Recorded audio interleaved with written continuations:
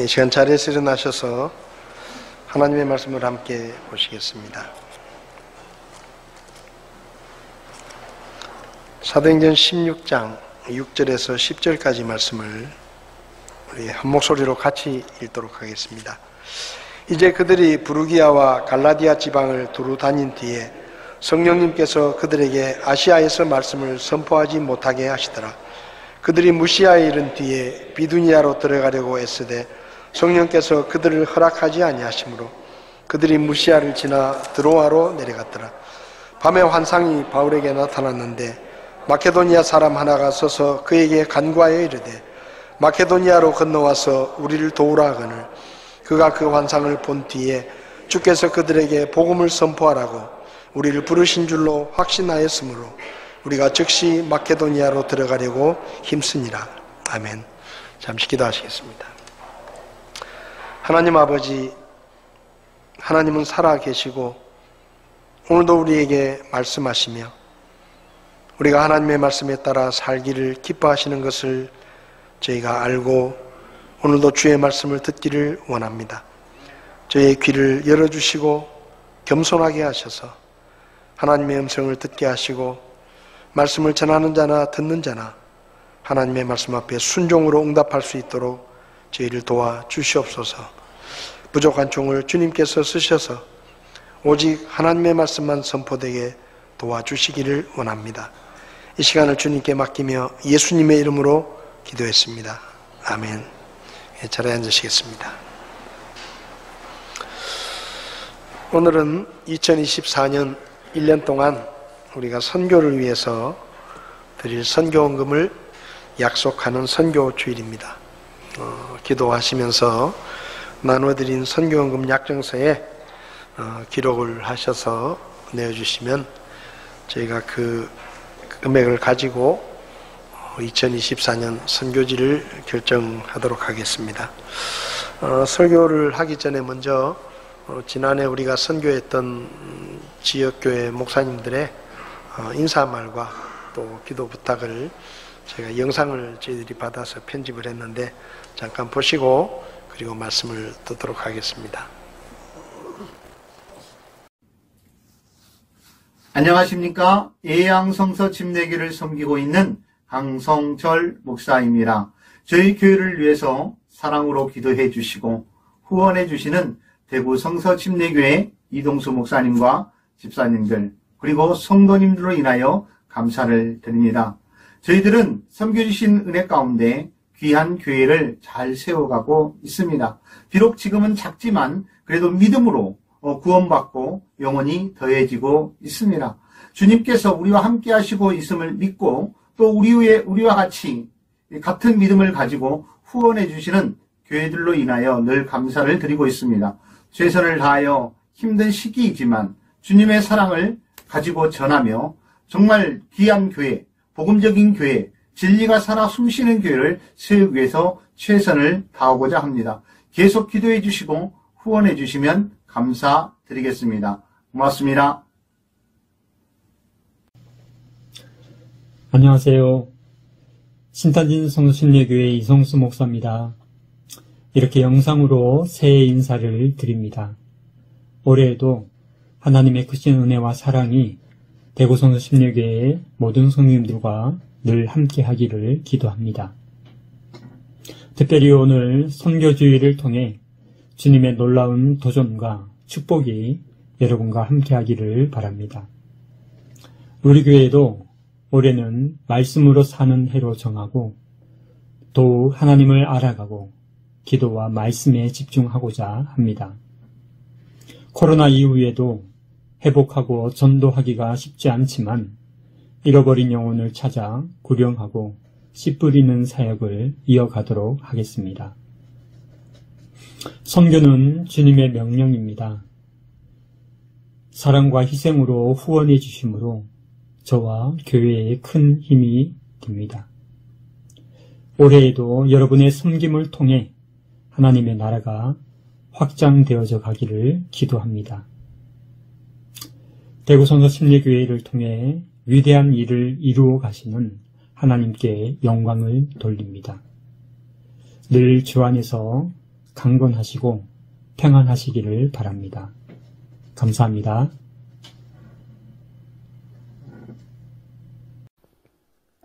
안녕하십니까. 김천 성서침례교회 인진석 목사입니다. 먼저 지난 8년 동안이나 대구 성서침례교회 이동수 목사님과 우혜경 사모님, 이성훈 전도사님, 집사님과 모든 성도분께서 기도와 물질로 후원해 주심에 진심으로 감사를 드립니다. 저희 교회가 벌써 창립 8주년을 맞아 올해는 다시 새롭게라는 표어로 더욱 열심히 일하고자 합니다. 그런 가운데 대구 성서침례교회에서 계속해서 후원해 주신다니 더 큰 힘을 얻고 더욱더 주님을 기쁘시게 하고 주님께 영광 돌리는 삶을 살고자 합니다. 저희도 대구 성서침례교회를 위해서 열심히 기도하겠습니다. 대구 성서침례교회의 비전과 기도 제목이 속히 이루어지도록 간절히 축원드리며 인사에 가름합니다. 감사합니다. 안녕하십니까. 안동성서침례교회 정병선 목사입니다. 저희 교회는 지난 2023년도를 주의 법안에서 걷는 해로 삼고 잘 걸어왔고 마무리했으며 이제 2024년도를 우리의 믿음을 이야기하는 해로 삼고 다시 출발했습니다. 이 모든 것이 하나님의 은혜요 대구 성서침례교회의 사랑과 격려 덕분입니다. 감사합니다. 저와 저희 가정은 평안하게 잘 지내고 있습니다.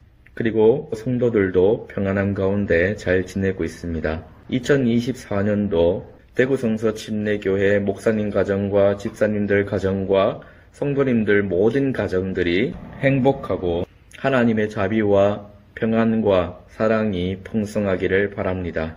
감사합니다. 대구교회 성도 여러분, 그동안 주 안에서 평안하셨는지요? 주사랑 성서침례교회를 섬기고 있는 김재한 목사입니다. 이렇게 영상으로나마 새해 인사를 드립니다. 성도 여러분, 새해 복 많이 받으시기 바랍니다. 개척이 오랜 세월 동안 저희 주사랑교회를 위해 기도해 주시고 사랑의 손길로 섬겨주시는 이동수 목사님과 대구교회 성도님들께 이렇게 영상으로 감사 인사를 전해드립니다. 코로나 이후 교회의 회복 속도는 매우 느린 상태에 있지만 지속적으로 예배 출석하지 못하는 분들을 위해 저희 교회에서는 휴대폰을 통해 함께 영상 예배를 드리고 있습니다. 그래서 속히 영상 시스템이 교회 내에 구축되기를 기도하는 중입니다. 저희 교회가 이사한 경기도 시흥 은계지구는요, 새로운 도시건설로 인해 부각되고 있는 신흥도시입니다.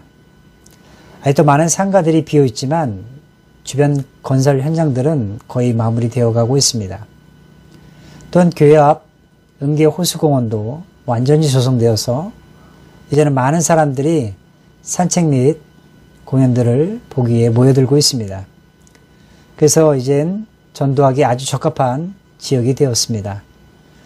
그동안 유동인구가 많지 않았고 교회 주변이 온갖 건설 현장들로 인해서 매우 혼잡스러운 상황이었는데 이제 제법 아름다운 도시로 변모하고 있습니다.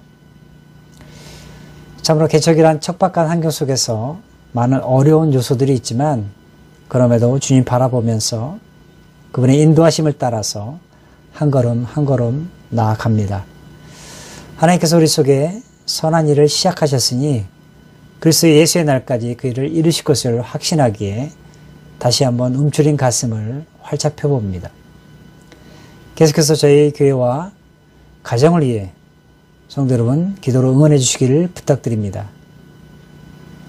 모쪼록 대구 성서침례교회가 아름다운 선교 사역들을 통해 하나님의 영광이 더욱 드러나는 멋진 교회가 되길 저희도 기도하겠습니다. 그럼 다시 뵐 때까지 주 안에서 평안하시기를 바라며 올 한 해 교회와 가정에 소망하는 모든 일들이 형통하시기를 간절히 기도합니다. 감사합니다.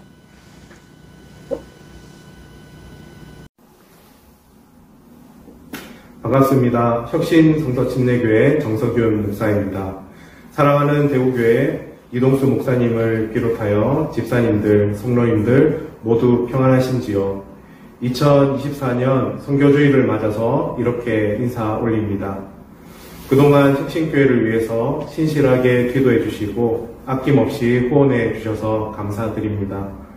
보내주신 사랑 덕분에 지금까지 사역할 수 있었습니다. 다시 한번 주님의 이름으로 감사를 드립니다. 올해도 주님 앞에 신실하게 사역하는 혁신교회가 되도록 힘쓰겠습니다. 그리고 2024년은 대구교회 창립 50주년이 되는 해인데 특별히 올 한 해가 대구교회가 주님 앞에 새롭게 부응하는 한 해가 되기를 기도하겠습니다. 대구교회 성도님들 모두 영육간에 강건하십시오. 주님의 이름으로 축복합니다. 감사합니다. 우리 교회가 지난해 선교했던 교회 목사님들 제가 부탁을 드려서 인사를 하고 얼굴을 그래도 한 번씩 봐야 우리가 좀 기도할 때도 좀 더 이렇게 구체적으로 기도할 수 있을 것 같고 코로나 전에는 저희가 1년에 2번씩 우리가 선교하는 목사님들 초청해서 선교 초청주의를 했었는데 코로나 때문에 하지 못했습니다. 올해는 창립 50주년을 맞아서 2달에 한 번 정도 그동안 저희가 초청하지 못했었던 우리 개척교회 목사님들 또 이런 여러분들을 초청해서 말씀을 듣고 또 교제를 나누고 그런 시간을 계획하고 있습니다. 올해도 우리가 선교하는 일에 더욱더 힘쓸 수 있기를 바랍니다. 오늘 말씀은 사도 바울이 2차 전도여행을 갔을 때 있었던 일에 대한 내용입니다. 우리가 아는 것처럼 사도 바울은 구원받기 전에 정통 바리새인으로 유대교에 대한 특별한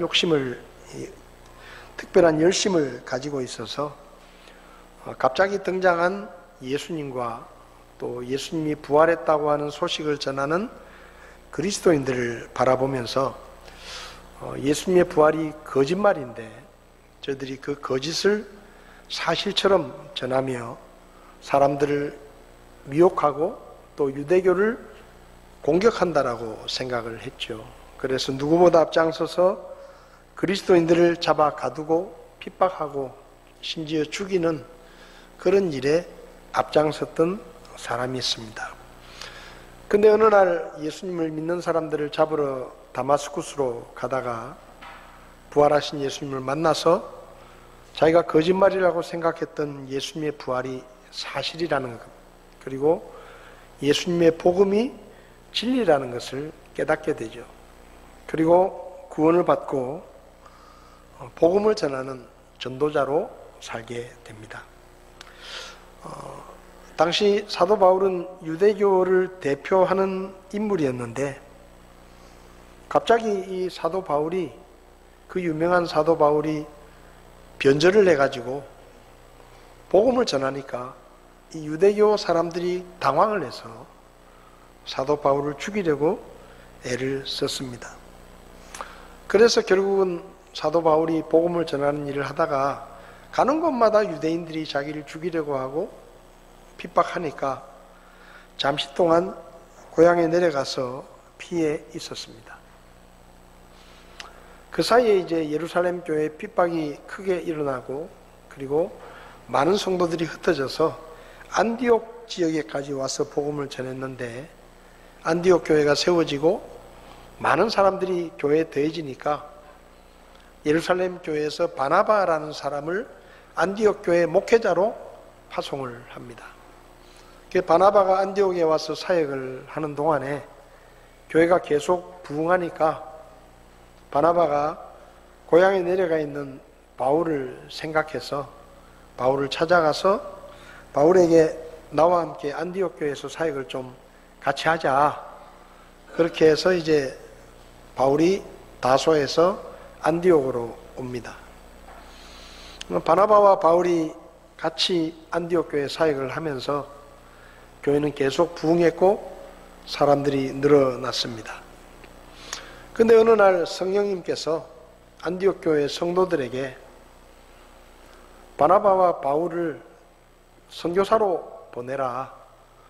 내가 그들을 위해 다른 계획을 가지고 있으니까 그들을 선교사로 파송을 해라. 그렇게 하나님의 뜻을 보여주시고, 안디옥 교회는 바나바와 바울이 교회의 핵심적인 지도자들이기 때문에 그들 때문에 교회가 부흥하고 있었는데, 그들이 갑자기 떠나면 교회에 여러 가지 어려움이 있을 것이라는 것을 알았지만 하나님의 뜻에 순종해서 그들을 선교사로 파송을 하죠.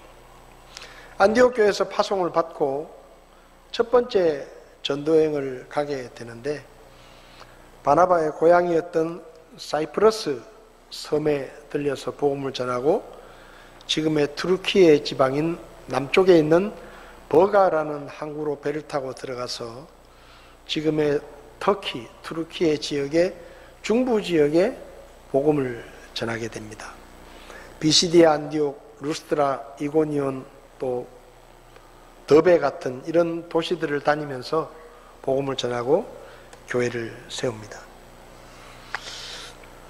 그 과정에서 사이프러스를 떠나서 배를 타고 버가에 도착했을 때 바나바의 조카를 같이 데리고 갔었는데, 그 바나바의 조카인 마가가 이 바울에게 알리지도 않고 그냥 도망을 가버렸어요. 그래서 이 바울이 마가에 대한 안 좋은 생각을 갖게 되었는데, 이제 1차 여행을 마치고 돌아와서 두 번째 여행을 가려고 할 때 바나바는 마가가 자기 조카니까 한 번 더 기회를 주면 좋겠다. 내 조카가 1차 여행 때 내뺐는데 이번엔 잘할 수 있을 것 같으니까 우리가 다시 한번 데리고 가자. 근데 사도 바울은 깨림칙한 거예요. 왜냐하면 1차 전도여행 때 같이 가다가 말도 없이 사라져 버렸으니까 배신감을 느낀 것이죠. 그래서 나는 마가를 못 데려가겠다. 그렇게 둘이 옥신각신하면서 다투다가 결국은 바나바와 바울이 갈랐습니다. 그래서 바나바는 마가를 데리고 따로 전도여행을 가게 되고, 사도 바울은 예루살렘 교회에서 내려와 있던 실라라는 형제와 함께 2차 전도여행을 떠납니다. 2차 전도여행을 계획하면서 사도 바울이 계획한 것은 우리가 1차 전도여행 때 갔었던 지금의 투르키예 지방에 있었던 교회들을 좀 돌아보자. 그리고 그 교회들을 좀 더 견고하게 세우고, 그리고 그 터키 지역의 북부 지방과 서부 지방에는 우리가 복음을 전하지 못했으니까 터키의 북부와 서부 지역에 복음을 전해야 되겠다. 그런 계획을 가지고 출발을 했습니다. 2차 전도여행을 거꾸로 더베를 들려서 루스트라, 이고니온 이런 곳을 지나갔는데, 루스트라에서 디모데라는 청년을 만나게 되고, 그 디모데가 바울 일행에 합류를 해서 이제 함께 전도여행을 하게 되죠. 근데 원래 바울의 계획은 지금 투르키예에 주로 중부 지역에 복음을 전했기 때문에 북부 지역과 서부 지역이 아직 복음을 전하지 못해서 이 투르키예 지방에 당시에는 아시아라고, 소아시아라고 불렸는데 그 지역에 복음을 전하고 싶은 마음이 있었습니다. 그래서 이제 원래 계획했던 대로 그런 곳에 가려고 애를 썼는데 이상하게 길이 막히는 거예요. 그래서 북부 지역으로 가는 길이 자꾸 막히니까 이제 서쪽으로 가게 되는 것이죠. 그래서 서쪽으로 가다가 무시아라는 지역에 이르러서 복음을 전하고, 다시 또 북쪽으로 가려고 하니까 또 길이 막히는 거예요. 성경을 보면 성령님께서 그 길을 막으셨다. 여러분 이상하지 않습니까? 전도하러 가겠다고 하는데 하나님이 막으시는 거예요. 그 북쪽으로 가지 못하도록 막으시는 겁니다. 그래서 계속 서쪽으로 가다 보니까 이제 지금의 터키의 제일 서쪽에 있는 드로아라는 항구 도시까지 가게 된 것이죠. 근데 그 항구 도시에서 사도 바울은 원래 계획했던 거니까 거기서도 어찌됐든 그 아시아의 북부 지방에 복음을 전하려고 애를 쓰고 있는데 어느 날 환상을 보게 됩니다. 밤에 잠을 자다가 환상을 보게 되는데 바다 건너 유럽에 있는 마케도니아에 있는 유럽 사람이 하나 등장을 하더니 건너와서 우리를 좀 도와달라라고 얘기를 하는 거예요. 사도 바울의 원래 계획은 뭔가 하면 유럽으로 가는 게 아니고 아시아의 지금의 터키 지역의 북부 지역에 가서 돌아보지 못했던 지역에 가서 복음을 전하는 게 원래 계획이었는데 갑자기 꿈에 마케도니아 사람이 나타나서 마케도니아로 건너와서 우리를 좀 도와달라 하고 얘기를 하는 겁니다. 꿈이었습니다. 이 꿈 때문에, 이 환상 때문에 사도 바울은 원래 계획을 바꾸어서 배를 타고 유럽에 들어가게 되고, 그리고 우리가 기억하고 있는 빌립보, 데살로니가, 고린도 교회 같은 교회들이 세워지게 됩니다. 오늘 본문의 말씀을 중심으로 이렇게 선교하라라는 제목으로 선교에 대한 몇 가지 교훈을 좀 생각해 보려고 합니다. 첫 번째로 선교는, 우리가 선교할 때는 선교는 하나님의 뜻이다 라는 마음을 가지고 선교해야 합니다. 여러분, 선교는 하나님의 뜻입니다. 2차 전도여행을 준비할 때 사도 바울은 유럽으로 갈 계획도 세우지 않았고 유럽으로 가겠다는 생각도 하지 않았습니다. 1차 전도여행 때 갔었던 지역들을 돌아보고 그리고 그동안 복음을 전하지 못했던 나머지 서부 지역과 북부 지역에 가서 복음을 전하려고 했는데 이상하게 길이 막히더니 제일 서쪽에 있는 항구 도시의 드로아에 갔을 때는 꿈을 꾸게 됩니다. 이상한 꿈이죠. 유럽 사람이 하나 나타나가지고 마케도니아로 건너와서 우리를 도와달라 라고 얘기를 합니다. 여러분, 그냥 꿈입니다. 우연히 그런 꿈을 꾸었겠지 하고 대수롭지 않게 생각할 수도 있습니다.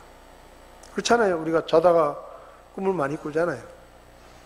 뭐 유럽 사람 하나가 나타나가지고 건너와서 우리를 도와달라라고 얘기하는 꿈을 꿨는데 뭐 어쩌다 보니까 그런 꿈을 꾸었겠지라고 생각할 수도 있습니다. 그리고 원래 계획했던 대로 다시 북부지방으로 가서 복음을 전하려고 했을 수도 있습니다. 그런데 사도 바울은 그 꿈을 꾼 다음에 여기 뭔가 하나님의 뜻이 있는 것 같다라는 생각을 하게 됩니다. 원래 계획은 터키의 북부지방에 가서 복음을 전하는 것이 원래 계획이었는데 유럽으로는 갈 생각도 하지 않았고 가본 적도 없고 그곳에 가서 복음을 전하겠다는 계획도 세운 적이 없는데 갑자기 꿈에 유럽 사람이 나타나가지고 건너와서 우리를 도우라는 말을 하니까 사도 바울이 그 꿈을 하나님의 뜻으로 받아들인 것입니다. 자기 나름대로는 아시아 지역에서 복음을 전하기 위해서 오랫동안 준비를 하고 그리고 그것이 하나님의 뜻이라고 생각하면서 복음을 전했는데 이상하게 길이 막히더니 갑자기 꿈에 유럽 사람이 나타나서 바다를 건너와서 우리를 도와달라 라고 이야기를 하니까 사도 바울이 하나님께서 우리를 그렇게 인도하시는 것 같다라는 생각을 한 것이죠.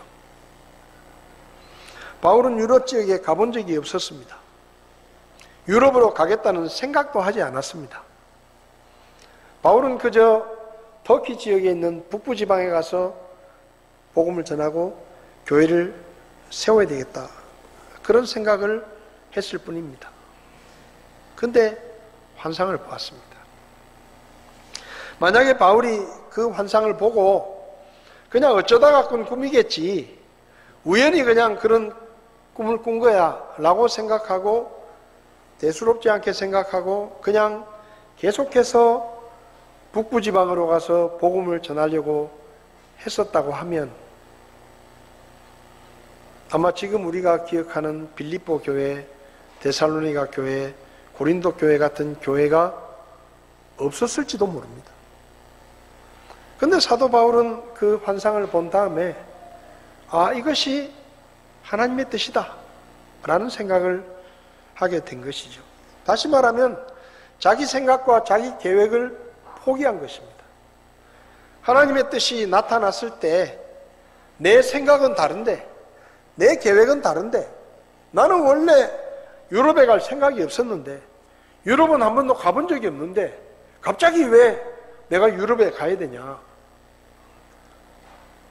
그래도 이 소아시아 지역은 사도 바울의 고향이 다소니까 터키 지역은 그래도 사도 바울이 좀 익숙하고 사람들도 잘 알고 있는데 낯선 유럽에 건너가는 것 생각해 본 적도 없는데 하나님께서 갑자기 그런 환상을 보여주시니까 하나님께서 나를 유럽으로 가라고 인도하시는 모양이다 라고 생각한 거예요. 자기 생각과 자기 계획을 바꾼 것입니다. 포기한 거예요. 하나님의 뜻을 위해서 자기 생각이나 자기의 계획이나 자기가 준비했었던 모든 환경들을 내려놓은 겁니다. 하나님의 뜻이다. 하나님께서 보여주신 것이다. 북쪽으로 가는 길이 여러 번 막힌 것도 그리고 하나님께서 환상을 통해서 나에게 마케도니아로 유럽으로 들어가라고 보여주신 것도 이건 분명히 나를 향한 하나님의 뜻이다. 그러니 그 하나님의 뜻 앞에서 내 생각과 내 계획과 내가 준비했었던 모든 것들을 그냥 내려놓는 것입니다. 여러분, 우리가 선교할 때 우리의 생각이 있을 수 있습니다. 우리의 계획이 있을 수 있어요. 그런데 하나님의 뜻이 드러나면 우리는 우리의 생각과 우리의 계획을 버릴 수 있어야 됩니다. 하나님의 뜻 앞에 순종할 수 있어야 되는 거예요. 하나님, 나는 유럽에 가본 적이 한 번도 없어요. 유럽에 복음을 전하겠다는 생각은 해본 적이 없어요. 낯선 곳에 가서 지금 여기서도 내가 이렇게 고생을 하는데 유럽까지 가가지고 뭐 어떻게 하란 말입니까? 하나님, 저는 못 갑니다. 저는 제 생각대로 제가 계획했던 대로 그냥 그렇게 하겠습니다. 그렇게 한 게 아니에요. 알지 못하던 하나님의 뜻이 드러났을 때 사도 바울은 기꺼이 자기의 계획과 자기 생각을 버렸습니다. 왜냐하면 복음을 전하는 것이 하나님의 뜻이다라는 것을 확신했기 때문이에요. 여러분, 땅끝까지 복음이 전해지는 것이 하나님의 뜻입니다. 그리고 그 말은 선교하는 것이 하나님의 뜻이다 라고 이야기할 수 있습니다. 구원받은 성도와 교회를 향해서 하나님께서 선교의 사명을 주신 것입니다. 우리는 이 거룩한 명령과 사명 앞에서 선교하는 것이 하나님의 뜻이다 라는 확신을 가지고 선교에 동참해야 합니다. 우리 친교회 안에는 좀 다른 교단의 교회들과는 좀 다른 전통이 있습니다. 지난 2023년에 우리는 혁신교회를 비롯해서 개척교회들과 어려운 미자립 교회들을 9교회를 섬겼습니다. 그 교회들은 다 형편이 어렵습니다. 개척한 지 얼마 안 됐거나 시골 지역에 있어서 교회가 재정적으로 많이 어렵습니다. 근데요, 우리가 선교하는 교회들, 혁신교회를 비롯해서 가장 늦게 개척된 주문진의 예향교회, 또 시골 지역에 있는 어려운 교회들, 이런 교회들을 우리가 매월 얼마씩 선교금을 보내고 있는데, 여러분, 그 교회들도 다른 교회를 선교하기 위해서 선교원금을 보냅니다. 그러니까 자기도 개척교회예요. 자기 교회도 어려워요. 자기 교회도 다른 교회로부터 선교원금을 받아가지고 교회를 운영합니다. 그런데 그 교회들도 자기들보다 더 어려운 교회에 선교원금을 보냅니다. 제가 개척했을 때도 개척할 때부터 선교원금을 보냈습니다. 우리 교회도 개척했지만 우리 교회도 선교해야 된다. 그래서 개척한 그날부터 다른 교회, 어려운 교회 선교를 몇 군데 했습니다. 그러니까 이제 다른 교단 목사님들이 이제 이렇게 저렇게 알고 지냈는데 그분들이 그런 얘기를 하더라고요. 이 목사님 교회도 개척을 해가지고 다른 교회로부터 선교원금을 받아서 겨우 운영을 하고 있는데 목사님 교회에서 또 다른 어려운 교회에 선교원금을 왜 보내냐? 교회 형편이 좀 나아지고 교회가 좀 어느 정도 안정이 되고 그랬을 때 선교원금을 보내면 되는데 목사님 교회도 지금 선교원금을 받아가지고 겨우겨우 운영을 하고 있는데 그 어려운 중에 다른 교회 선교원금을 왜 보내냐? 그렇게 물으시더라고요. 자기들은 그렇게 안 한다는 거예요. 그래서 제가 이렇게 대답했습니다. 우리 교회도 세워지는 그 순간부터 주님의 교회입니다. 그리고 선교는 하나님께서 주님의 교회에 맡기신 사명입니다. 그래서 우리 교회가 개척이 됐지만 우리 교회도 선교해야 되는 교회 중에 하나입니다. 그래서 우리도 어렵지만 우리도 선교원금을 받지만 우리도 어려운 교회들의 선교원금을 보냅니다. 왜냐하면 그게 교회의 사명이기 때문에 그렇습니다. 그렇게 제가 대답을 했습니다. 물론 내 교회도 어려워서 다른 교회에서 선교원금을 받는데 그 선교원금을 받아가지고 겨우겨우 운영을 하고 있는데 거기서 다른 교회에 선교원금을 보낸다는 게 쉬운 일이 아닙니다. 좀 형편이 나아지면 교회가 좀 나아지면 재정적으로 좀 안정이 되면 그때 선교하지라고 생각할 수 있어요. 근데 우리 친교회 목사님들은 그렇게 생각하지 않습니다. 우리 친교회는 교회를 개척하는 그 순간부터 다른 교회에서 선교원금을 받지만 자기 교회도 물론 적은 액수가 될지 모르고 여러 교회를 돕지 못하지만 선교를 합니다. 왜 그렇게 하는가 하면 선교하는 것이 하나님의 뜻이고 교회가 감당해야 될 사명이라고 생각하기 때문에 우리 교회가 어렵더라도 우리도 그 일에 동참하기 위해서 선교하는 것이죠. 여러분, 선교는 우리의 생각에서 나온 게 아니고 우리의 계획에서 나온 것이 아니라 하나님으로부터 주어진 하나님의 뜻이고 하나님의 명령입니다. 그래서 우리가 순종해야 되는 거예요. 그래서 우리가 선교할 때는 우리 생각을 따라 하는 게 아니라 우리 계획을 따라 하는 게 아니라 하나님의 뜻이다라는 확신을 가지고 이 일에 모두가 동참해야 되는 것입니다. 그 다음 두 번째로 오늘 본문에서 배울 수 있는 것은 선교는 누군가의 수고와 누군가의 희생이 있어야만 할 수 있는 일이라는 것이죠. 10절을 보면 사도 바울이 마케도니아 사람의 환상을 봅니다. 그리고 환상을 본 뒤에 주께서 그들에게 복음을 선포하라고 우리를 부르신 줄로 확신하였다. 그것이 하나님의 뜻이다라는 것을 알고 난 다음에 우리가 즉시 마케도니아로 들어가려고 힘쓰니라. 그러니까 환상을 보고 하나님의 뜻을 깨닫고 나서 망설이거나 주저하지 않고 즉시 마케도니아로 들어가려고 애를 썼다라고 성경은 말씀합니다. 여러분, 하나님의 뜻을 알게 되었습니다. 사도 바울이 이렇게 말할 수도 있어요.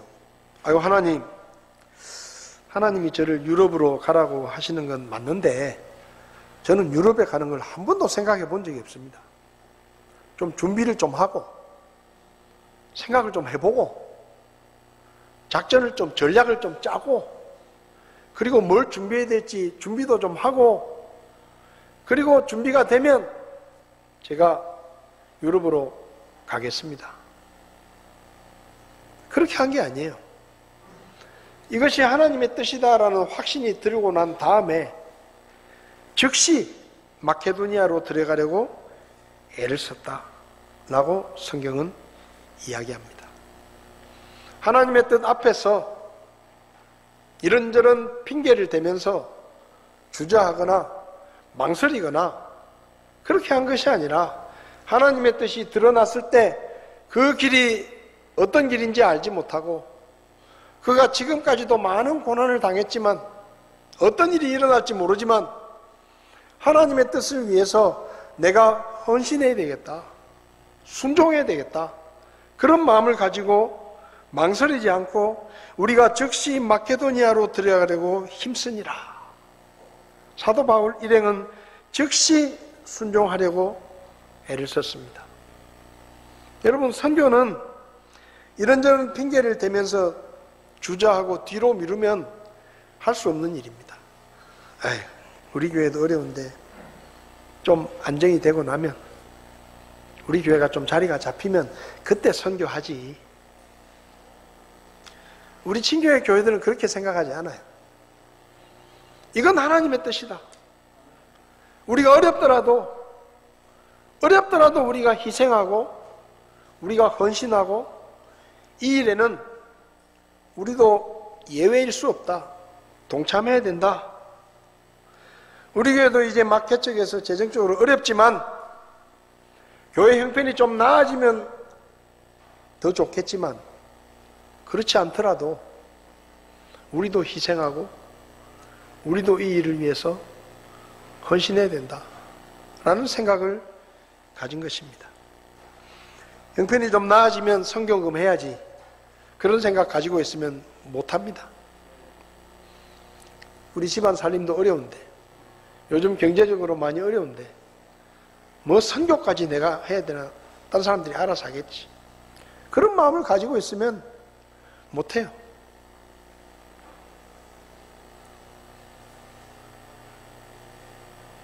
선교는 예수님의 명령입니다.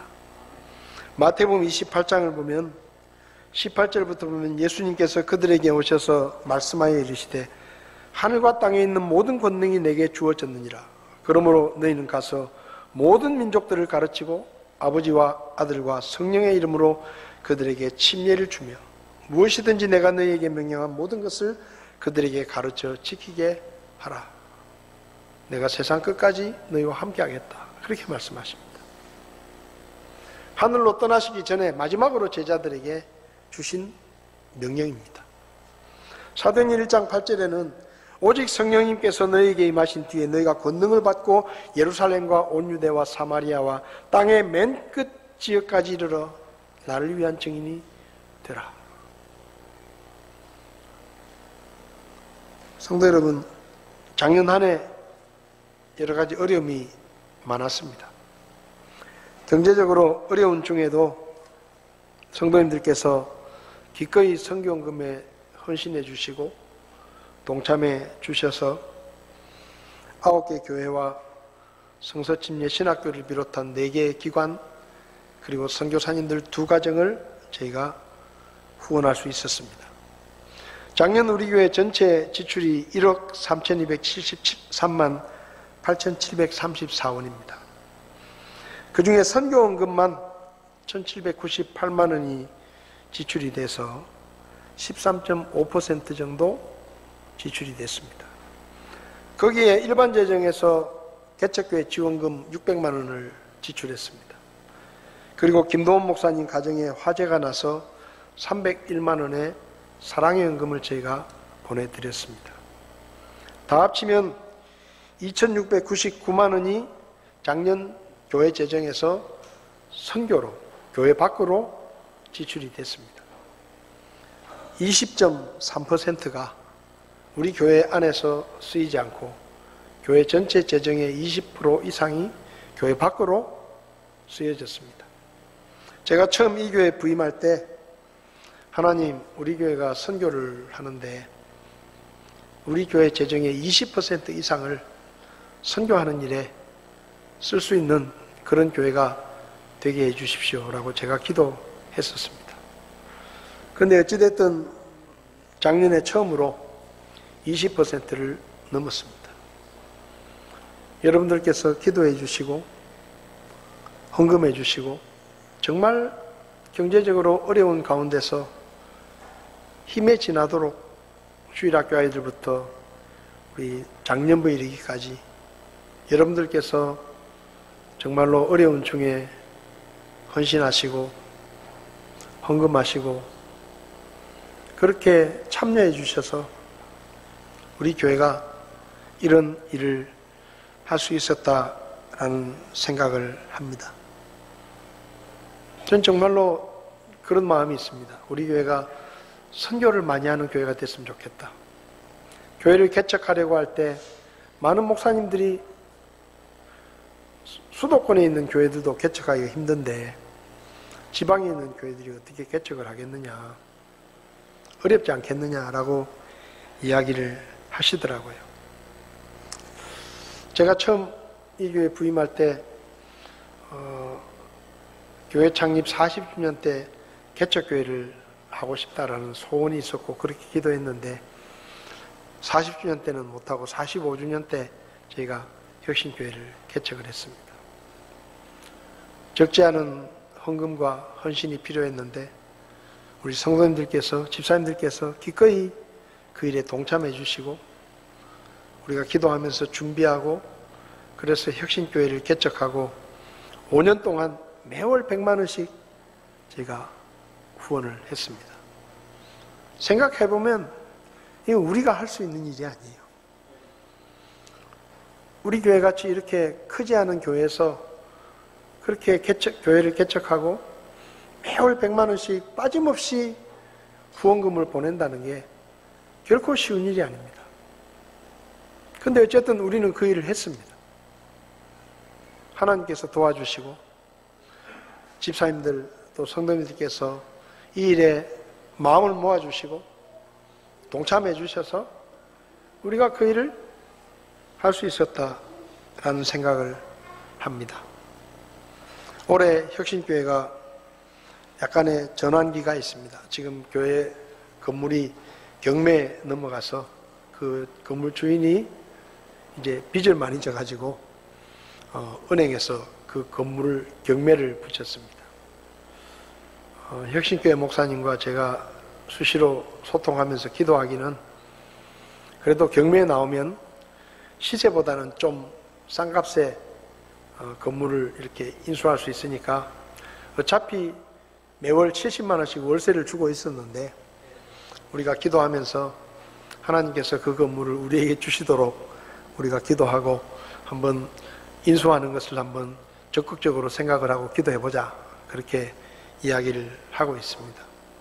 하나님께서 또 허락하시면 시세보다 훨씬 싼 비용으로 그 건물을 우리가 인수할 수 있으면 이사갈 걱정 안 해도 되고, 그러니까 경매 넘어가면 지금 안에 인테리어를 그렇게 잘 해놨는데 딴 데 이사를 가면 그 돈이 다 들어가야 돼요. 다시 인테리어를 해야 되고 이사 비용도 들게 되고, 하여튼 어려움이 많아서 하나님이 주신 기회일지도 모른다. 그래서 우리가 같이 기도하고 계속 정보를 공유하고 있는데 올해 하나님께서 또 그런 일을 도와주시도록 여러분 기도해 주시고, 교회 이전하는데 적어도 몇 천만 원이 듭니다. 인테리어를 새로 사게 해야 되고, 그러니 하나님께서 이번 기회에 또 그 건물을 허락해 주시면 참 얼마나 좋을까, 그렇게 생각하면서 기도하고 있습니다. 어쨌든 어려운 중에 선교에 동참해 주시고 또 함께 해 주셔서 우리 교회가 우리 힘으로는 할 수 없는 일들을 지금까지 이루어 올 수 있었던 것은 첫째는 하나님의 은혜고, 또 둘째는 우리 집사님들과 우리 성도님들이 정말로 어려운 중에 마음을 모아서 헌금해 주시고 함께 해 주셨기 때문이라고 생각이 듭니다. 교회를 대표해서 감사를 드립니다. 올해 2024년에도 우리 교회는 또 선교와 전도하는 일에 사명감을 가지고 일을 하려고 합니다. 혁신교회를 비롯해서 개척교회와 미자립교회를 돕고, 또 후학들을 양성하는 신학교를 돕고, 또 해외 선교사님들의 가정을 후원하기를 원합니다. 이 가치 있고 소중한 일에 여러분의 동참이 필요합니다. 이건 제가 부탁하는 게 아닙니다.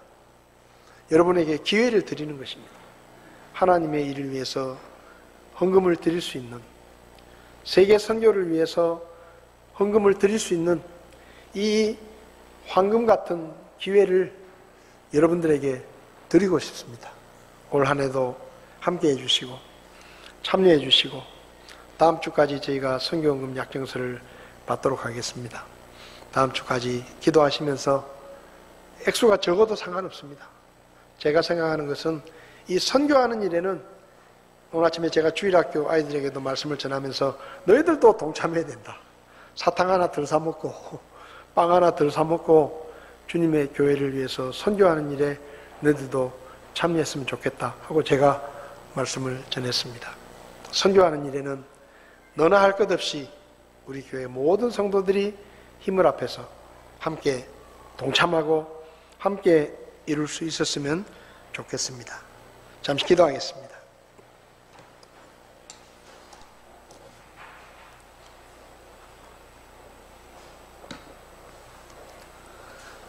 우리 교회가 여기 세워진 것도 미국에 있는 교회 성도들의 헌신과 헌금이 있었기 때문입니다. 지금까지 교회가 세워진 것도 집사님들과 성도님들 힘에 지나도록 헌금하고 헌신하고 주님의 교회를 위해서 눈물로 기도하며 또 세계 선교를 위해서 아낌없이 헌금하며 이렇게 해왔기 때문에 우리 교회가 올해 창립 50주년을 맞고 교회를 개척하고 어려운 교회들을 도울 수 있는 그런 사역을 해올 수 있었습니다. 하나님께서 우리를 도와주셨습니다. 올해도 우리가 그 일에 동참하기를 원합니다. 여러분들께서 기도하시면서 이 일에 동참해 주시고 액수가 적은 액수라도 여러분의 기도와 여러분의 마음을 담아서 이 일에 동참해 주신다면 아까 우리가 보았던 그 목사님들이 더 힘있게 그 교회에서 포기하지 않고 주님의 복음을 전하며 영혼을 구원하는 그 일에 더욱더 열심을 낼 수 있을 것입니다. 저와 여러분들이 그분들을 뒤에서 기도로 돕고 헌금으로 돕고 후원한다고 하면 그분들이 힘을 얻고 그 교회들이 올 한 해 더 든든하게 세워질 것입니다. 이 일에, 이 가치 있는 일에, 가장 좋은 투자의 이 일에 여러분께서 함께 해주시고 동참해 주시면 감사하겠습니다. 하나님께서 올해도 우리를 통해 그분의 뜻을 이루어 가실 것입니다. 우리 시간 자리에서 일어나셔서 찬송가 505장 온 세상 위하여 우리 찬송하면서 하나님, 올해 저희가 주님 앞에 선교하는 일에 쓰임받기 원합니다. 우리 교회가 쓰임받는 교회가 되게 해주십시오. 제가 헌신하고 제가 수고하고 제가 헌금하겠습니다 하는 마음으로 하나님 앞에 이 찬송을 드리며 우리 마음에 결심을 했으면 좋겠습니다.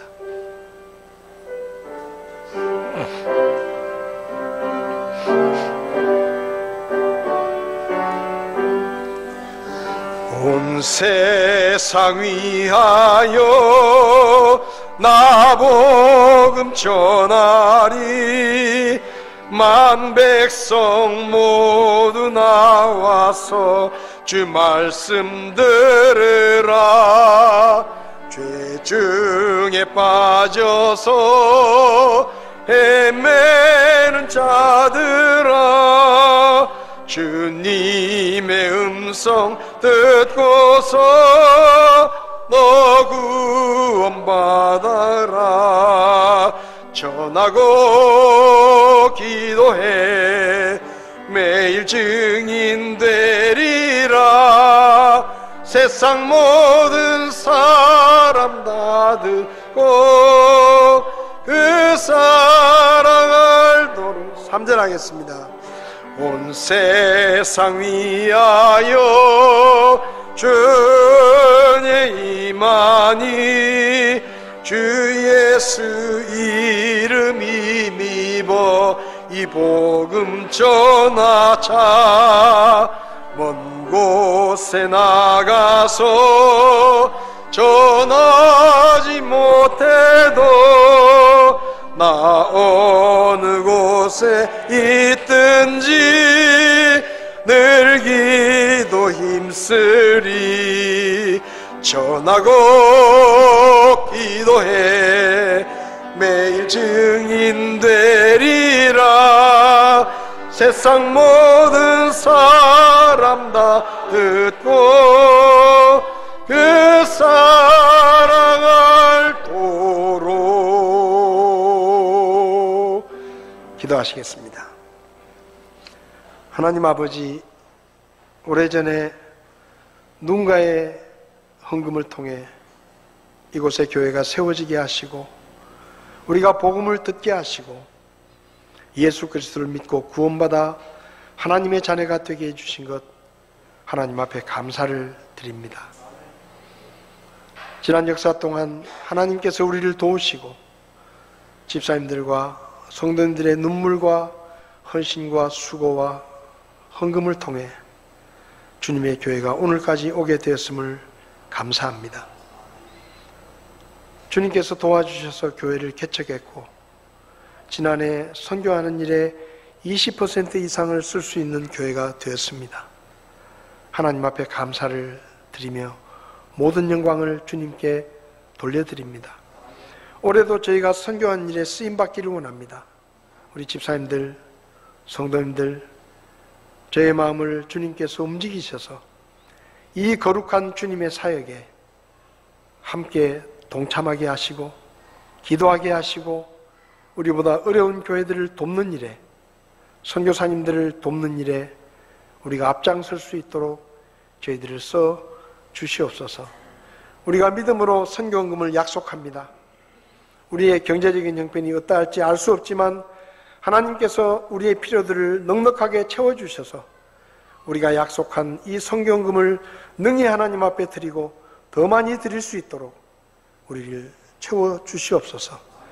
우리가 선교하는 혁신교회와 어려운 개척교회들, 미자리 교회들, 선교사님들을 기억하시고 올 한 해도 그분의 사역들 가운데 하나님의 도우심으로 부족함이 없게 하시고 더 많은 사역의 열매로 하나님 앞에 영광을 돌리며 우리가 함께 기뻐할 수 있도록 도와주시옵소서.